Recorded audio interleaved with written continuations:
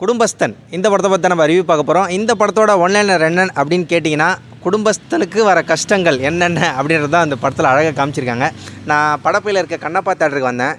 ஏன்டா வந்தேன்ற மாதிரி ஆகிப்போச்சு. இந்த தேட்டரை பொறுத்த வரைக்கும் சொல்கிறேன். ஏன் திடீர்னு லைட்டை போடுறாங்க, ஆஃப் பண்ணுறாங்க, கடைசி ஒரு அரை மணி நேரம்லாம் லைட்டை போட்டு உயிர் எடுத்துட்டாங்க. ஆனால் படம் ஆவரேஜாக இருக்கா, சூப்பராக இருக்கா அப்படின்னு கேட்டிங்கன்னா, என்னை பொறுத்த வரைக்கும் 5க்கு கிட்டத்தட்ட ஒரு 4.5 கொடுக்கலாம் அப்படின்ற மாதிரி தான் என்ன தோணுது. ஏன்னு கேட்டிங்கன்னா, ரொம்ப நாள் கழிச்சு ஒரு நல்ல படம் பார்த்த ஃபீலிங்.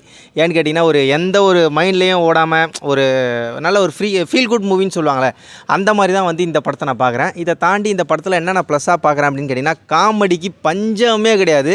நீங்கள் விழுந்து சிரிப்பீங்க கண்டிப்பாக. அதே மாதிரி நீங்கள் ஃபேமிலியோடையும் கண்டிப்பாக பார்க்கலாம். குழந்தைங்களும் கூப்பிட்டு வரலாம், வயசானவங்களையும் கூப்பிட்டு வரலாம், யார் வேணாலும் கூட்டின்னு வரலாம். லவ்வர்ஸ் முதல் கொண்டு புதுசாக இப்போ யாராவது கல்யாணம் பண்ணியிருக்கீங்கன்னா தயவுசெய்து இந்த படத்தை பாருங்கள்.